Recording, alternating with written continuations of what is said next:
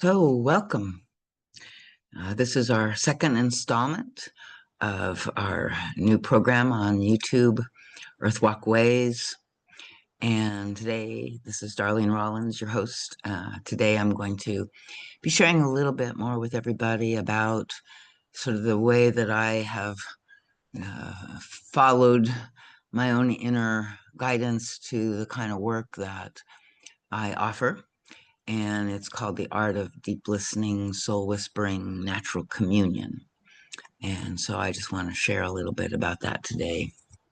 So, again, welcome everybody. This is a new venture, and I was going to be, trying to do this live on YouTube, but I'm still trying to figure that out. So I'm actually recording this prior to the YouTube live show, and we'll share that in a format, where people can just click on it. So hopefully I'll figure all of this out. I'm still in a learning curve about trying to do these shows live. So today I do want to share with you my discovery of how to live in harmony and how to stop pushing the river and trying to control things. And so, we often have this idea of control freaks, right? But I think all of us are, in ways that we don't even consciously understand, stressing out over this need to control things. And we are exhausted, and our efforts are motivated by fear, which robs us of our life force. So I'm looking at this and taking this on from a kind of a little shamanic way of seeing things as well, and also through the lens of a spiritual path. So we've lived on this plane of struggle and duality for many, many generations, and all spiritual paths kind of point to this. So I want to make a distinction now between religion and a spiritual path. I think a spiritual path is really a personal journey of discovery about their own relationship to something larger than themselves, about the essence of who we really are, and also what calls us. And that could include a religious doctrine or set of beliefs, but it's also, what area of life maybe you're called to service in. And so, where religion is sort of a superimposed thing and gives guidelines and, doctrines and beliefs that are actually taught us, I think a spiritual path is somehow, followed from within us. And in a way, our life, I believe, is our spiritual path. And even when we're not consciously walking it as such, it is serving that purpose to our soul. So often our religion really is tested and matured by our life path. And especially when we can meet it within a spiritual framework, that idea that there is more here than meets the eye, right? That life is energy and consciousness and material things and beliefs, that are just the shell and the wardrobe or dressing up of a vast and sacred reality. So, so sort of all of the real stuff is in this energy consciousness, and then sort of the material things and our concepts and beliefs, these are like a more superficial layer, and sort of to me like the wardrobe dressing up a vast and sacred reality. So native tradition, this is often referred to as the great mystery, which I like that a lot, because we can only get glimpses. But those glimpses can be profound. And through our own work and our own realization, we gradually learn and understand more. So the spiritual paths are solo journeys in essence, but the ultimate goal is relationship, love, community, and integration within larger whole of life. it's not really, I don't think, in our time the way it may have been in the past, where it was sort of a reclusive journey, a journey of being in a monastery or, uh, convent or something like that, where we were walled off from life. I think our spiritual paths now are really calling us to be fully engaged in life. And so all of the levels of our life, including relationship, community, our work, all of this is to me part of the spiritual path. And then in religion, we're often taught sort of the law, what is good and what is bad. It's sort of the morality of life. And I think religion does have a beautiful role in affirming the virtues, right? Um, and highlighting and augmenting and showcasing or whatever, what we call the virtues, because I think those are powerful tools and states for us to learn how to cultivate. And yet, the kind of the rules and the laws of what is good and what is bad, what is right and what is wrong is usually quite misused uh, in a spiritual context, not so much spiritual but religious context, where we're sort of like trying to have a certain control and have followers be uh, aligned within the doctrine. uh, many people in religion, especially today, kind of pick and choose, and are a follower of a faith, but they also have an ability to find their own inner truth within, and don't just do like the whole doctrine of whatever particular religion um, was they were raised in, or maybe they found, right. So it's good right now that we have this freedom, based on this great religious freedom of this country. I'm not sure where this country is going, so that can maybe be another topic in the future. But coming back to this, idea of, the morality and the duality of things, what's good and bad, right and wrong. What I think you find in a spiritual path is that from our own experience, we see inside of those constructs that there can actually be good and bad on both sides, that there's a kind of subtle way in which the highest good can then be turned into something, with the wrong attitude, the wrong approach, into something that's negative or evil. So there's this way that we learn to look at the shadow of every aspect of life, and that's a lot of what's kind of coming up for us now. And I think in the world, that's what we're doing, is we're facing our collective shadows, right? And so, but as we can face our own, and also face within us these conflicts that are not as black and white as they seem, but are much more nuanced, and that every side does have a shadow and a divine aspect. And what we want to try to do is parse that and align with the divine aspect through a clearing of the shadow aspects. So following a religion, I'm taught, right from wrong. And for instance, as a child in church, I was told, God was love and I should be good to have God's love. And it was pretty black and white. And I remember wondering deeply, even in the second grade, what does one do when one doesn't feel loving? So I think what happens is most of us just pretend. And that's kind of like the only answer that I was able to see in that situation, right? It's like people would put on their masks, what the pathwork calls the love mask.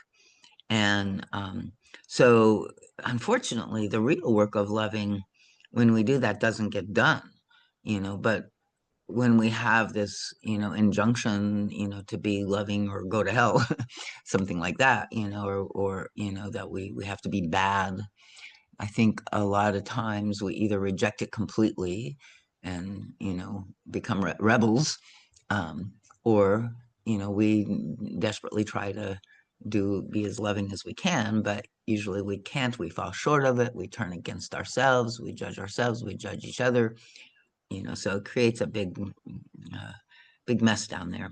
So what we're trying to do now is, find this way of evolving and becoming more and better with what we are given, and to realize that to do that we have to be where we are. We have to start with where we are, which includes our divinity. It also includes our shadows.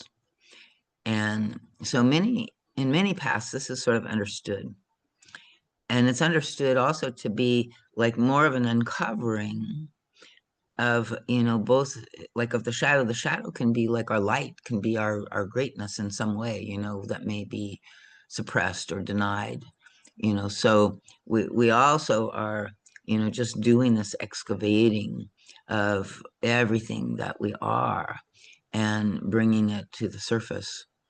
um, Again, we're trying to evolve and become more and better with what we are given, and then it's this idea that we already are given it. We have this inside. So in some sense we're covered over with something else, or we're taken over by something else, or we're, like, aspects of our being seem to, be different than each other and often in conflict.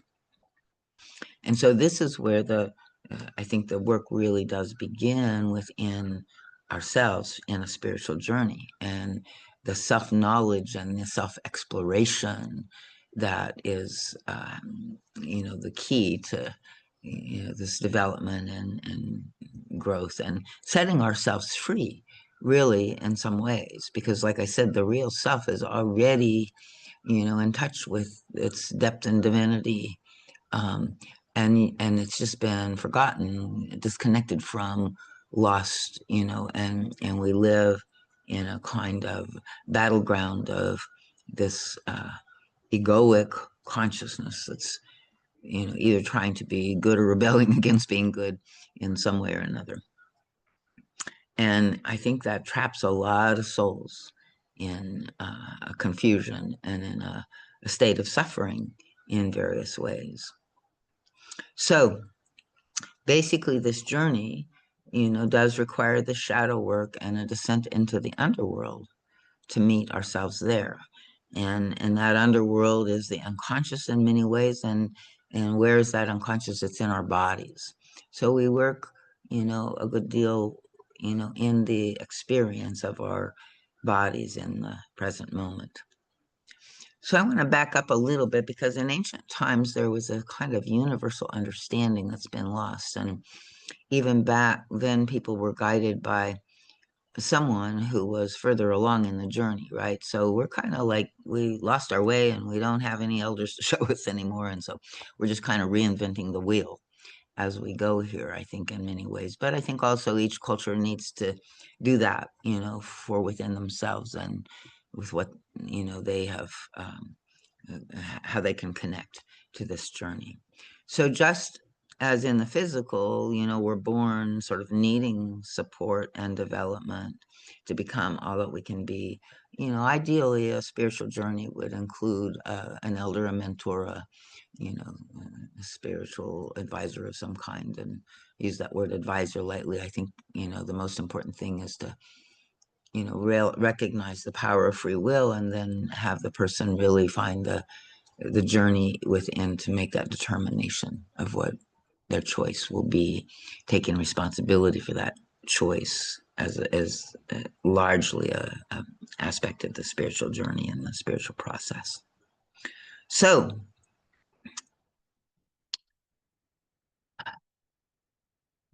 even, Yeshua kind of knew that, sort of this religious moralizing was not so helpful. And he was basically killed for challenging it as it appeared in a kind of extreme form in the Jewish religious establishment at the time.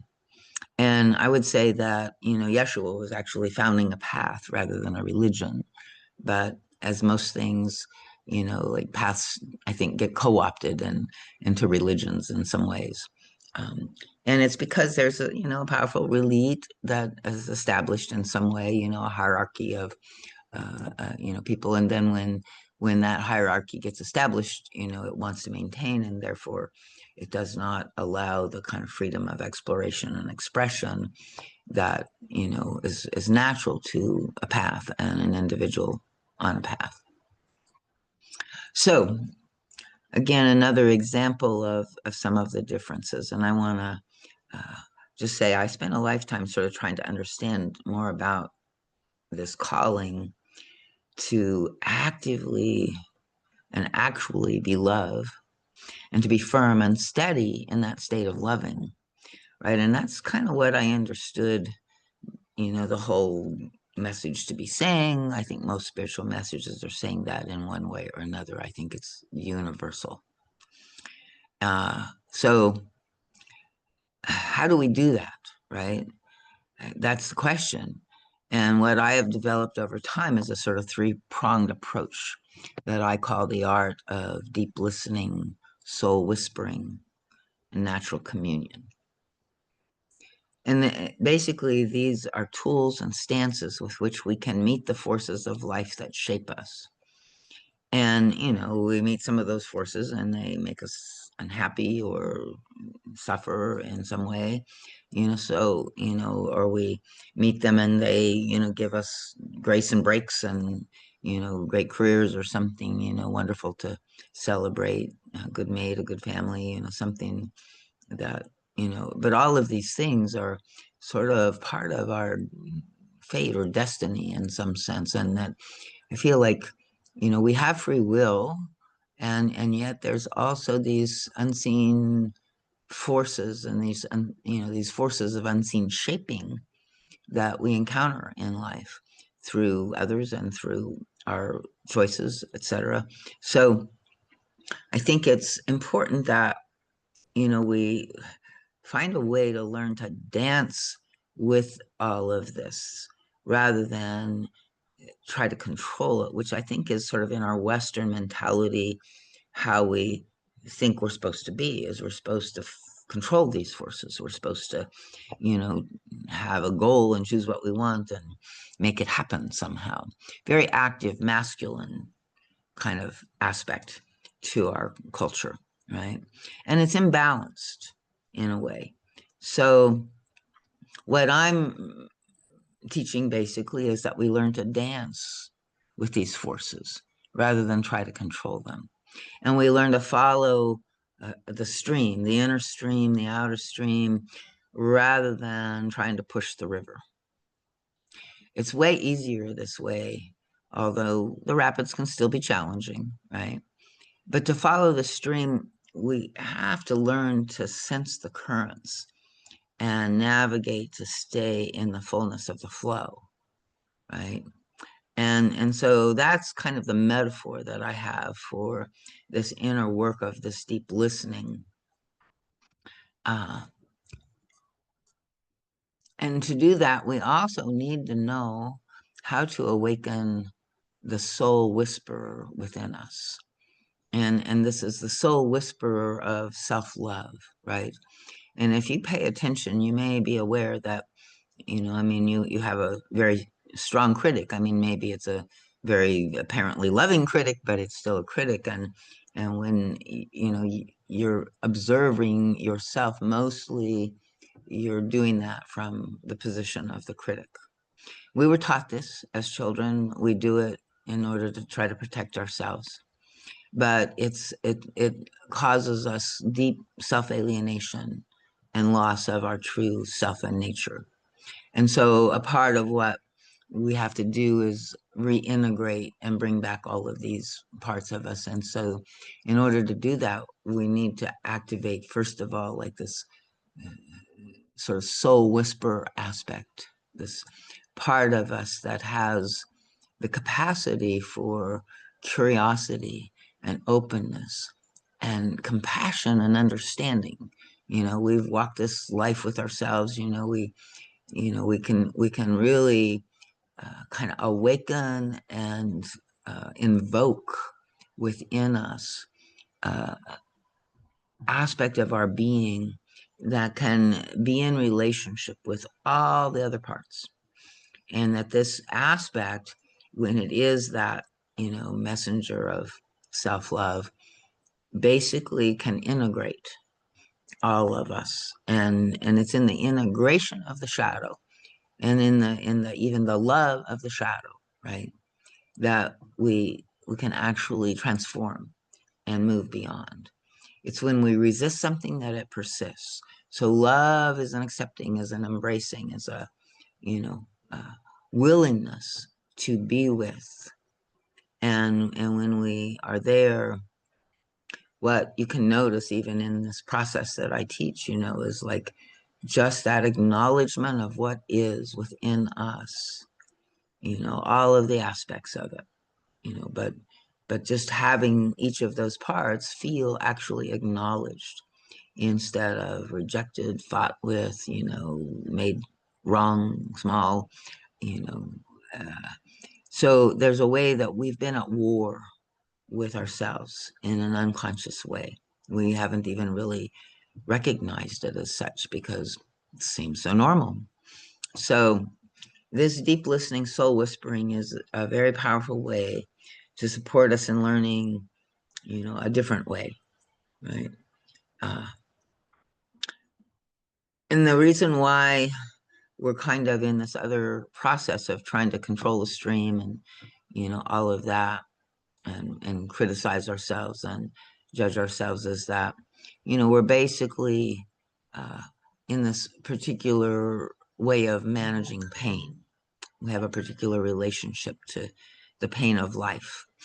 Uh, and so basically, our pain, in fact, if we look deep enough, we discover it comes from just a blocked part of the current, right? A constricted part of the current. But because we're afraid of our pain, we don't want to feel it. And so that's what we unconsciously do is we unconsciously hold on to the block, hoping that it will block the pain, right? Hoping that it will, block the feeling that we are not wanting to feel. And it sort of does that. But it's really a pseudo solution because it doesn't really resolve it. It's kind of a temporary or a partial sort of improvement. And so, we just keep having to, keep going back, like it doesn't resolve it. So that's where addiction basically comes from. Uh, it's like this pseudo solution that we have towards our pain, trying to block it, trying to numb it, trying to avoid it. It's like an addiction, and it doesn't really heal it. The numbness, the distraction, the pain is still within us. And this is part of the struggle, that all addiction, has. And I think it's part of why the ego, Western civilization, living mostly through the ego, is a very addicted, unhappy, pained state. And part of it is because we again are refusing to face and feel the pain in our lives. And we think it means we're a failure. We think it means we're weak. We think it means all of these terrible things. We judge ourselves. We fight against the very healing movement that can help us. So deep listening, soul whispering is this way to support us in learning how to be with the pain and how to be with ourselves just as we are now. All of our aspects, right? And that is the first step and often quite challenging. I mean, we've been programmed to do the opposite.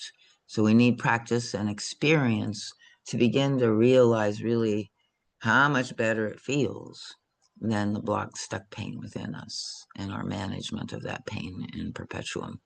So if we can, begin to experience this, we begin to see, oh, I can do this. It's not like we have to get lost in the pain, in the feeling of it, which is the ego's misconception about it. It goes into the story, and then oh, we're just reliving the story, and that's just re-traumatizing the whole system. And yeah, who wants to do that? But there is another way of working with and being with our pain.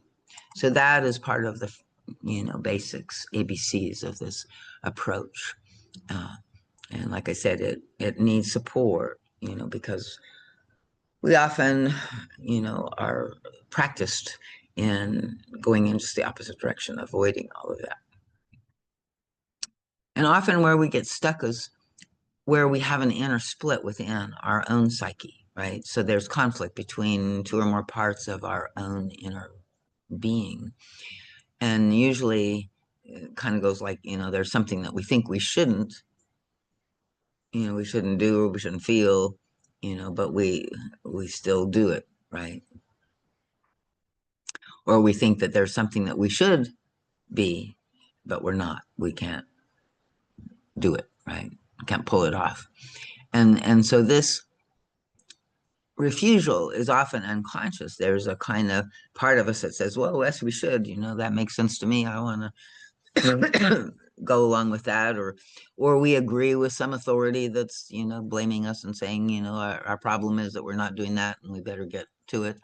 So like when we are in that place, there's a way that we maybe sort of half-ass want to, wish we could, but we're up against something more powerful within us that doesn't.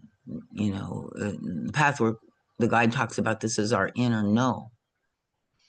Um, and when we're like in this dynamic where we have a yes current and a no current in the inner focusing work, this is seen as a tangle, right? Two parts are at war, are in conflict with each other. And so it's very important to begin. This is all part of this inner territory of our unconscious. And it's very, useful and helpful to begin to just explore and discover what's there. It will help you navigate as well. But the first step is this, activating of this, part of us that can simply hold presence and acknowledge what we discover, what's there.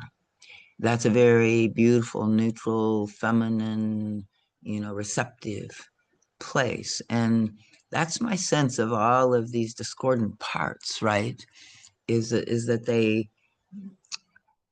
they are fighting against some part of us that's fighting against them. And if we can disarm ourselves from there, and bring forth instead of the battler, and maybe we need to bring forth to the battler this other part of us that is curious, compassionate, really wanting to see and understand more what's going on here, right?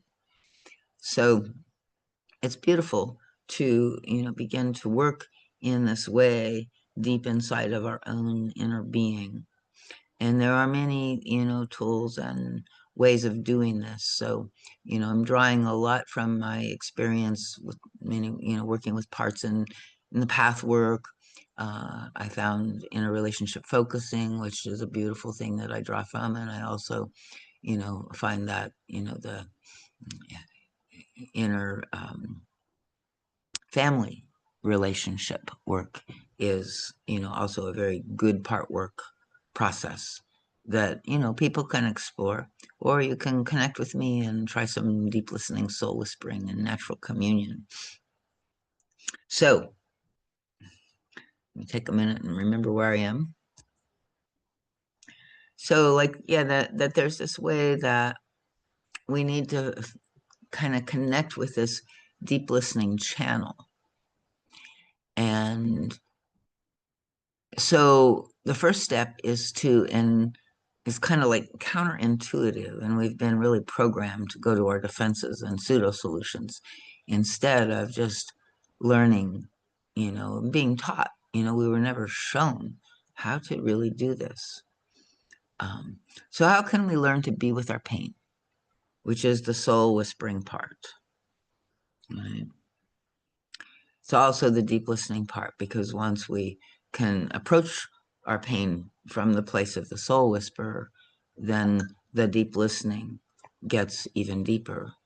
But it also, like, there's a kind of turning to listen to the deep below, that is a part of the deep listening as well. And then, to the degree that we can just marry that listening process with the soul whisperer, then we can travel into our shadow places and our underground, in a lot easier way. And as we go, we can see, how to clear, how to integrate, what's needed. Okay, so how can we learn to be with our pain? Usually we are frustrated and fighting against our pain. Our emotional pain, especially, is very powerful in its interpersonal dimension, right? There was shaming, blaming, using other people's pain to avoid our own, like comparison. There's a whole lot of stuff, codependency, all of these ways of, you know, this interpersonal emotional dimension is where I think some of our greatest wounds and hurts are. And of course, the addictions are also there as well. This actually is the work for addiction, is to uh, be able to, you know, be with the pain, right? Rather than trying to escape the pain. So, and we can't really be with the pain until we've established this presence that can connect with that pain. So once we learn how to awaken the soul whisperer to be present to whatever is in us, that might feel, I mean, whatever really, but, especially those things that feel disharmonious or uncomfortable within this whole field of experiencing, right? So we want to, bring this soul whisperer present. And towards the end, we'll talk a little bit about how we can activate this soul whispering part a little more. So this can happen naturally and results in a communion within us of all of our parts, and also a communion ultimately with all of life. So the real powerful thing about this little process is that it's a very profound spiritual practice that I think takes us more and more into the state of love and connection. Joyful service, those kinds of things, right? Which is the living life of a spiritual path. And is where our deepest joy, our greatest fulfillment usually springs from. So when we can be in communion with all our parts, and then communion with all of life, and nature especially also helps us to learn this communion space, right? I mean, nature lives in that space and she is our teacher. So the natural communion part of this work, includes deep listening in nature, really attending to the sensory and seasonal flows and the, presences of all is around us. And then natural communion also is our oneness with the spirit that moves through all things. Like when we're in touch with that outer, flow, sensory flow, especially in nature, but all life, right? It's just so sacred, so sanctified in a natural form that's, you know, more or less, pure in its expression, right? Nature doesn't have an ego, doesn't, think, naturally surrenders. There's all kinds of ways that nature teaches us. And some of the things I do here at Earthwalk Ways is, to use that teacher. We have a natural labyrinth in the creek, where we just, it's a meander path, and you can use nature as a guiding force just by starting down the creek, saying, I'm a pilgrim seeking, and then drop in your request, and then just stay present in a sensory way to the sensory flows that are around you. And in that process, you will, follow the stream, kind of like your life, it's this path, and yet it has many choice points, many options, many ways that might be a dead end, right? And so you have to just navigate by sort of following your own natural attractions and following your flow and noticing how you go, and being very present. And all of this, can inform you very deeply, can answer your question and many more, then some. So it's a beautiful little day trip, or you can do it on a retreat here as well. And is one of my favorite ways of using nature as a guide. Um, and just sitting on a rock and contemplating in nature at any point in time, it's like been many times where I've, had nature hold me while I was holding my pain. And that helped me a lot. So there's this very important aspect of this work that brings in the natural realm in many, many ways. But this is, essential and such a support for this work. And then as we, tune into that, these flows, or we begin to, see the divinity and the movements of, life coming towards us, as time, we experience the field of time, we experience that in nature, and then we also experience that in our, you know, everyday realities. And that's where these events come that frustrate or aggravate or, derail us in various ways. And so kind of working with nature, I think we begin to open to the fact that maybe these are, here for a reason, or these are our teachers as well, or these are kind of divinely appearing, as our good enemies, to challenge us to go to another level, etc. So, there's deep work that we can do in our inner journeys, both with this practice and just, coming on retreat, connecting with nature, wherever you can. And, it's always great. You can get vitamin in, and we always need it, with a hike, up a mountain or a fishing trip. And, you know, depends on the approach, right? Those can be as good as a deep forest bathing experience, or they can be sort of goal directed and, just a thing you're doing, right? So the difference really with the forest bathing and with the nature communion is, again, the state of being that we're cultivating, being with, and mostly with what we're experiencing through our sensory channels. So I'm going to share with you a first step and secret to establishing the soul whisperer and learning to do a kind of focusing within the field of experience that is here now, which is also like all of this work is done here now, not in our stories, not in, we might use the past to bring up, the unresolved aspects of it in our being that are still here now, right? But we're working in that present now. So our culture is always in the mental field and thinking about the past or the future or about themselves or someone else. And the mind is kind of our go-to for figuring out situations and problems. But its usefulness is limited because it's kind of limited. We're using basically the wrong tool for this work of interchange. The mind is about change, is not about change, but it's about control. And for change to happen, we have to let go of control. We have to let go of the blocks and allow the current to resume its flow. And so we do this from within our sensory experience.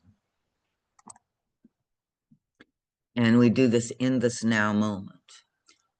And then we're in the next now, and then we're in the next now. And we don't go up into our minds to try to figure it out. We're literally feeling it out. And to do that, we're experiencing, noticing, attuning, listening to the energy flows within us and noticing where there's constriction, where there's blocks, where there's heaviness, where there's tightness, where there's agitation, all kinds of sensations, show up in the spaces within our experience. And they sort of feel connected to the body, but they not necessarily. We have fields around us. And so we can also access experiences within the layers of the field that are outside of the body. But most of it is happening, within our inner experience of our sensory flows in the body, kinesthetic, things like tight jaws or, anxiety is a label, but if we paid attention, we might describe the anxiety as some kind of fluttering sensation or, agitation in the belly or you know, holding on someplace that we feel kind of desperately like we're tensing and in fear. So all of these things, right, can be felt and described and understood in much more detail, and that's part of what we need. It's a part of the way of kind of in the describing and the feeling of them. It's a practice that helps us be more curious, helps us come in and lose our fear of feeling these sensations. Um, And it's hard for us in the beginning, this sensory experience is really the perfect way to kind of let go of, lose our minds and come to our senses, right? And so when we do this and we learn to listen, at first, we're it's there's a lot of resistance and we don't do it naturally at all. In fact, sometimes we don't even know how to do it. So there's a learning curve in the beginning a little bit. But everybody can do this in one way or another. And a lot of it is that we're just habitually avoiding our experiences. And so those, become a little difficult to access. And we aren't used to practicing staying with the present moment in our bodies. And there are senses that we don't usually name and don't have words for in the mind. Sometimes, what is this? I want to know what it is, and so kind of in interferes, right, and tries to take over. So we have to kind of sit with not knowing for a while, which is the mind's terrain, it wants to know. Um, and we have to learn to sit, in our sort of sensory experience. But that is really where all the richness of life comes. And once we get over our fear of it, it opens us up to the pleasures in life, the depths of beauty and joy and all the good stuff. And we lose that when we're in our defenses and we're trying to avoid our pain. So again, this new relationship with pain has to be cultivated. And here's the way to do it. So because we're sort of habitually avoiding these experiences, we sometimes have trouble staying with them. So again, it's just a learning curve, some practice. For instance, you can feel maybe the sense of aliveness right now in your left big toe. And so this is a way of seeing, maybe you don't even know what I'm talking about, right? What in the world is she saying? So, we're used to, oh, I feel an emotion, I feel abandoned, I feel, betrayed. And this is a little different. These are sensations, right? And the body lives in this field of sensory awareness. So right now, just notice, like, can you find the feeling, the sensation of the big toe of your left foot? What I would call it, I would, it's just a label again in a way, or but there's a kind of vibrationally sense of aliveness, it's like it feels present and, sort of it just is, but in that isness, there's an activity going on. That's a kind of vibrational hum, buzz, I'm here, I'm, engaged, I'm alive, right? And then just notice, the right side and see, well, is it the same? Because oftentimes, everything changes. It's one way 1 minute and one way the next. And also, the sides of our bodies are different. The ups and the bottoms and tops and bottoms feel different. And all of this is part of the territory that we're exploring in this work. And so just listen, feel that experience, and, then just begin scanning up your body and notice, the shifts in sensation as you do. You don't need to name them or describe them at this point, but just feel, oh, that's shifted and it's different here than it was there. And keep coming all the way up through the legs and coming into the torso of the body, because our legs are great. They're there with these energies of support and grounding and connection to the earth and all sorts of good stuff. And they sometimes have blocks and difficulties that need to be worked with. But most of our, places of pain and feeling are often in the torso.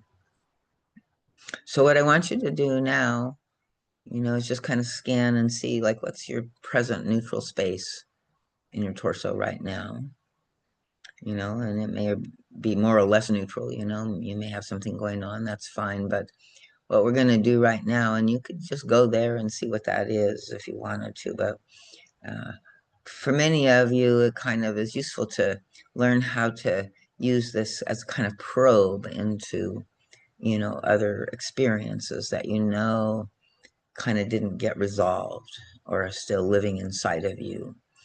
And so what you want to do is maybe bring to mind some flashcard impressions. Often it's best to work with a recent experience that triggered you, was difficult for you, that didn't work out the way you had wanted or hoped, and that you still are holding some feelings on, right?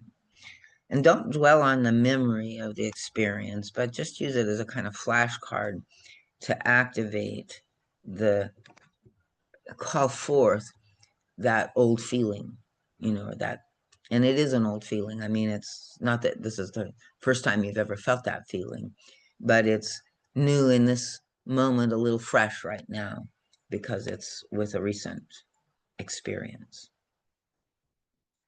And so let yourself, tune into that.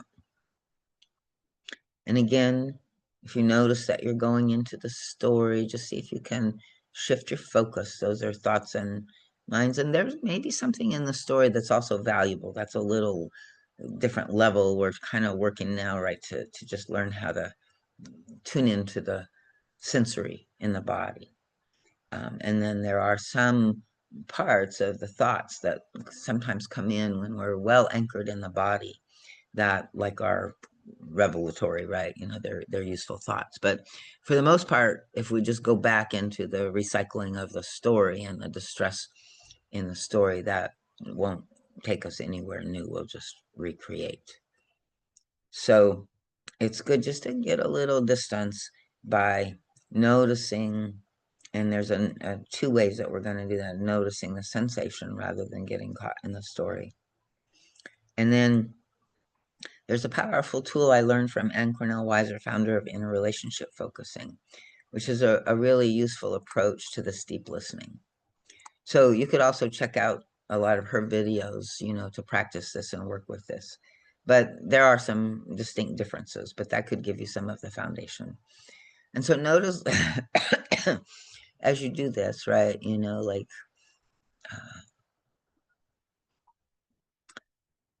to just sense the feeling in this moment. And notice that if you were going to tell somebody about it, most likely you would say something like, I am this way, or I feel this, or I am feeling something, right? And you would want to share. But the fact that you are using this phrase, I am, it's a very powerful phrase, right? I mean, I am that I am is sort of what, the divine energy is identified as, right? And so our little I am is our aspect of that divine energy. And if we merge that divine self with all of these temporary aspects floating through us, triggering us, activating us, working ultimately to heal and clear us. But that's it's really not our I am, right? So we want to practice saying it a little differently. We want to say, I notice. So that's going to invoke this soul whisperer, this noticer who has the presence of curiosity, openness, and compassion. It's like, oh, I hear something wanting my attention. I am feeling something alive in me, and it may feel distressing in some way. But that's like any child crying out in the darkness, right? It's a call for presence, it's a call for attention. And if we can remember to invoke the presence that can go be present to it, it can be a very beautiful way of blocking a kind of tendency that we have to either go into a merger with these states and think that that's all of who we are, or we resist and we try to fight and control the states. So there's again a duality in there, merger, control, and then what we're doing is we're collapsing that duality into this place of unitive expression, of finding that dance of being with and acknowledging. And that allows change to naturally happen. So we don't have to even make it happen, right? Which is sort of our ego and our mind's confusion. So basically, when we are merging, or resisting, we've lost our center, we've lost our true self, and we've lost the soul whisperer in that sense. Because that, it's like that's who we're invoking. And it's like my word for, this aspect of ourselves that can be open, curious, and compassionate. It's the soul whisperer. And instead of being, present as the soul whisperer, we're sort of caught in a kind of being possessed by the state that we've identified with. So to get unpossessed, which is what is required in order to transform, our shadow with love, we have to get unpossessed so we can see it, and then we can love it, and then we can change it, right? So and I did say yes, love, because this is where we really need the soul whisperer within us to awaken, because we have to find a place within us that can meet all of our aspects with a state of compassion, of understanding, right? Who better to understand yourself, to acknowledge these parts, how they feel. Of course, they feel that way. We don't have to try to control them. They don't need control. They just simply need to be acknowledged. And there's a process and a practice of doing that as well. But try, just working a little with, this simple invocation of the soul whisperer by saying, like when you go in to tune into your energy to do some deep listening, right? Into your soul. You want to bring the soul whisperer. And so you want to say, I notice. Because by just saying that, you're already now shifting into identification with the soul whisperer. The one who says, I notice already is that consciousness. And then, we step into it as fully as we can, with bringing the compassion and the curiosity. Who are you? What do you need? Who is calling me from the deep below? What parts of my shadow need my presence? And so it may have been an event that activated it. But really, that was all, the event was needed in order to activate it. And the work is in the experience and in the presencing of the experience. So, again, see if you can just, I notice something inside of me wants my attention. And if we say that phrase, it's a very strong support tool to shift us, into both the soul whisper and into the state of, response from compassion and curiosity, right? That is feeling something suffering inside of us, something uncomfortable, something painful, instead of running away from it, trying to control it, trying to fix it, right? We just say this beautiful little phrase, and that helps us shift into the state of consciousness that can then just listen deeply, deeply, deeply. Listen, acknowledge, right? So I hope I tweaked your curiosity, and I hope you can contact me soon for an exploratory session in this art of deep listening, soul whispering, and natural communion. I offer free exploratory sessions, so come and give it a try. Um, it's a very beautiful process that can help us a lot. And, I do this process, in my groups, in person and online. I do the process in our sessions, as well as some other things that, other great tools that I've learned over the years. Um, and we work within ourselves in a kind of shamanic journey through our own underworld. And so, in a way, I can be the guide through that underworld, having been very familiar with it myself. And it's work that, if you feel right in it, it should continue for a while. It's the goal is to learn how to do it yourself, because it is a lifelong process that we do. But in the beginning, we do need some help and support. And you can come here for retreats and, receive a lot from nature here, as well as, doing this work. So I hope this is a good intro to this work that I do. And I hope to see you here, during this beautiful new fall. Winter also, we can work it out.